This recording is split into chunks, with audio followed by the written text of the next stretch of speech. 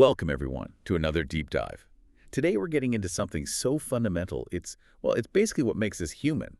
Curiosity. That drive to know, right? Exactly, that urge to ask why. Mhm. From, little everyday things right up to the big existential questions. It shapes everything. It really does. But there's a catch, isn't there? There is. So, okay, let's try and unpack this. How do we actually get knowledge?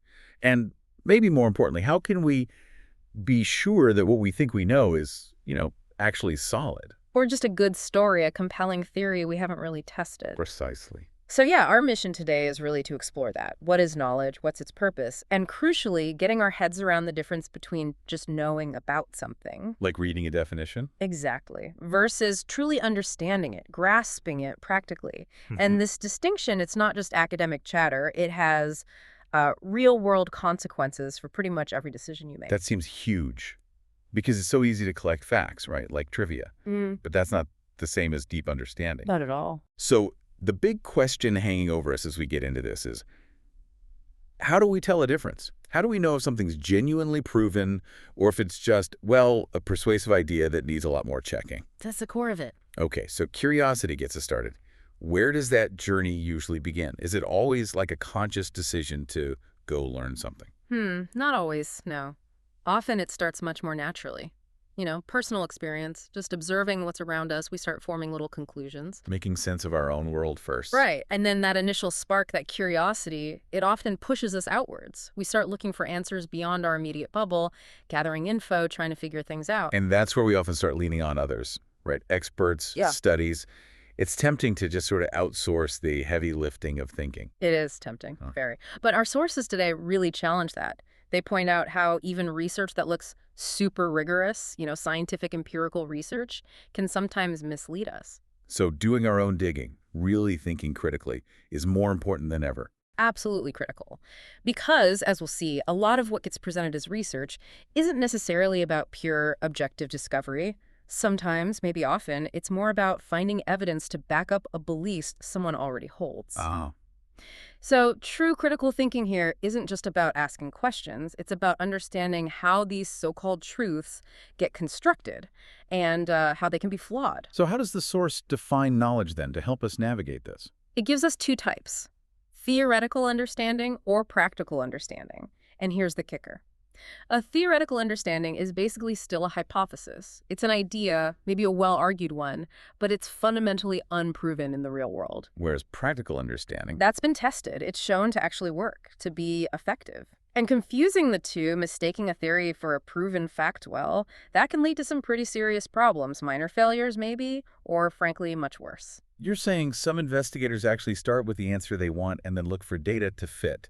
That sounds completely backwards to how science should work. It feels backwards, doesn't it? But it's a real vulnerability in the process. Instead of genuine exploration, an open mind, some researchers just gather data, hoping to spot a relationship, any relationship, that supports their initial idea. Confirmation bias, basically. Pretty much, yeah. Confirmation bias in a lab coat, you could say. They find maybe a weak link, a correlation, and suddenly it's eureka. But it's premature. And it doesn't really tell us anything new. Often, no. It just restates the initial observation. And crucially, these studies frequently don't bother testing their hypothesis in different situations outside that first little group they looked at. So the conclusions are, much weaker than they seem. Okay, can you give us a concrete example? Something to really show what this looks like in practice. Sure. Let's take something you hear variations of all the time. Imagine a study reports. Survey finds a strong positive correlation between hours spent exercising and self-reported happiness. Right, sounds plausible. Makes sense. It sounds good, doesn't it? Seems to confirm what many people believe. But think about it. What does that study really tell us? It just sort of points out a link. It doesn't explain the how or the why. It doesn't get into the mechanism. Exactly. It's basically just describing something many people might have already noticed. People who exercise seem happier. Okay. But it doesn't give us the deeper understanding we'd need to, say, reliably increase happiness. It's surface level. Okay, so here's where it gets really interesting for me. If that exercise study is just scratching the surface, just restating curiosity, what's the bigger picture it's missing? What else contributes to happiness that this narrow focus ignores? Oh, it misses a massive landscape, a whole rich tapestry of human experience, really. Our source material points to so many other things. We're talking about actively practicing gratitude, simple things like being kind, being forgiving. Things that aren't about physical exertion. Right. Nurturing optimism, building and maintaining close, meaningful relationships, family, friends, doing things you actually enjoy, like, spending time in nature, taking care of your overall physical and mental health, not just one aspect. Having a sense of purpose, too. Yes, a sense of purpose, feeling like you have some control over your life. And, let's be honest, a degree of financial stability helps reduce anxiety. All these things feed into a happier, more fulfilled life. Exercise is great, it has benefits, but it's just one part. It definitely doesn't equal overall well-being or happiness on its own. So despite all these other factors, researchers might still push their single hypothesis, ignoring the contradictory stuff. That seems, well, irresponsible. It can be. Think about the exercise example again. Based partly on science like that, which is maybe narrow or incomplete, exercise has become this huge thing, almost a religion in some places. Gyms everywhere, trainers, gear. Exactly. A massive industry aggressively promoting it, promising health and happiness. And look, exercise can be good, but given everything else that contributes to happiness, it clearly can't deliver it all by itself. And focusing only on that, based on maybe shaky theory, can actually backfire. Yeah. Ill-advised exercise, maybe pushed too hard because of these theories, can lead to other health problems, injuries, even in extreme cases, death. It shows the real danger of treating an unproven theory like gospel truth. Wow. And if you zoom out, think bigger picture. A lot of today's social policies, political decisions, economic strategies, they're driven by theories coming out of this kind of empirical research, theories that haven't necessarily been proven effective in the long run. So the old saying, the proof is in the pudding, really matters here. It's everything. Does it actually work? Does it produce good, lasting results when you apply it in the real world? That's the only true test of value. Okay, so if a lot of what we think is proven knowledge is actually built on potentially shaky theoretical ground, where do we look for more reliable understanding? Is there another way? Well, this is where our sources point towards something different. A path for those genuinely seeking knowledge who aren't satisfied with just confirming biases. People who really try to test ideas. Yes. People who endeavor to test hypotheses in other similar circumstances, recognizing that knowledge isn't much use until it actually produces effective, lasting results or change. So what's this other path? It involves acknowledging something less tangible, but potentially very powerful. The source talks about bursts of intuition or insight. Intuition, like a gut feeling. Sort of, but maybe deeper than that. It describes these as sudden perceptions. They often feel improbable, arriving out of the blue, quite distinct from our usual step-by-step logical thinking.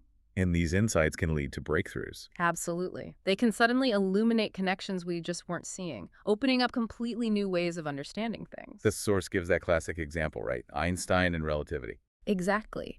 Einstein's sudden insight on relativity of motion. That wasn't just him methodically working through equations, though he did that too. It involved a profound, intuitive leap. A flash of insight that literally changed our understanding of the universe and brought huge benefits. So if these insights aren't just logic, where do they come from? That sounds a bit mysterious. The source offers a pretty profound perspective here. It suggests these insights have a spiritual origin. Spiritual? Okay, what does that mean in this context? Is it about religion? Not necessarily traditional religion or dogma. It's presented more as a capacity for, let's call it extrasensory learning.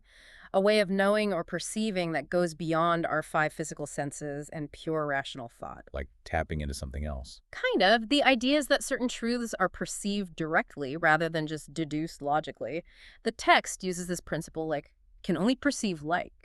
It suggests that for us to perceive these spiritual insights, there must be something spiritual within us. So our everyday experiences and logical thinking aren't enough to grasp everything. That's the argument. Purely physical environmental experiences can only take us so far. Intuition, in this view, is this other channel, this extraterrestrial learning pathway, that expands our understanding, even about earthly matters. That's a really fascinating idea, extrasensory learning. How does this show up in regular life, though? Not everyone is Einstein having breakthroughs about relativity. No, absolutely not. But it's actually much more common than we might think, just maybe less dramatic. We experience it, for instance, as conscience. Ah, that inner sense of right and wrong. Exactly, that feeling about actions that affect other people. Or we might call it insight when it's about our plans, or figuring out a tricky situation, that sudden, aha, moment of clarity. So everyone has this potential. Yes, the source suggests everyone possesses this ability. But, and this is crucial, like any ability, any endowment we have, intuition must be used in order to become developed or maintained in good health. Like a muscle. Precisely like a muscle. If you don't use it, it weakens, it atrophies. It shows that this principle, what the source calls the biological law of movement, it doesn't just apply to our physical bodies. It applies in the psychic or spiritual realm, too. You have to actively engage it. Okay, so we have this intuitive capacity, but we need to use it. What happens if we don't? What are the consequences if society sort of collectively ignores or dismisses intuition? Well, if we connect this to the bigger picture, the source argues there are pretty significant consequences when we, as a society, tend to shun intuition and rely only on what we can physically measure and observe. What kind of consequences? The world becomes less open, Yeah. less able to learn from or be guided by this deeper spiritual dimension through intuition. And one way this shows up is as a weakening of conscience, maybe even a widespread loss of it. Can you give an example of that? Yeah, think about that common mindset, that sort of mantra. I've got to take care of number one first, look after my own interests, and then maybe I'll think about the other person. We see that a lot. We do.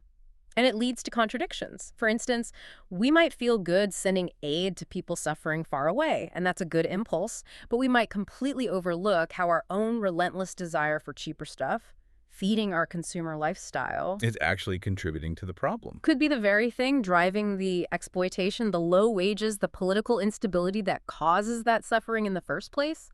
When we shut down that intuitive voice, that deeper sense of connection and consequence, these links become blurry. We miss the connection between our choices and their impact. Wow. Okay. So bringing this all back to the listener, you're facing a decision, trying to make sense of a situation, maybe reading conflicting expert opinions. How does this help us assess what's really going on, what's truly valid? According to the source, the most reliable way, the surest way to assess any situation, any answer you're given, or the real long-term benefit of any experience or theory is through using your intuition, actively exercising it. So trusting that inner perception. Yes, but it's more than just a vague feeling. True intuitive perceptions, the text suggests, can actually help us recognize fundamental principles, what it calls spiritual laws. Spiritual laws, Hmm. like laws of nature, but for the non-physical. Kind of. Think of them as underlying principles of cause and effect, inherent truths about how things work, about consequences, about human interaction that resonate deeply within us when we're open to them. And for anyone wanting to explore this more, to understand how to recognize these insights, the source recommends looking into Abdrushin's work, specifically In the Light of Truth, the Grail message. Right, and a key message from that work, which ties this all together, is really powerful.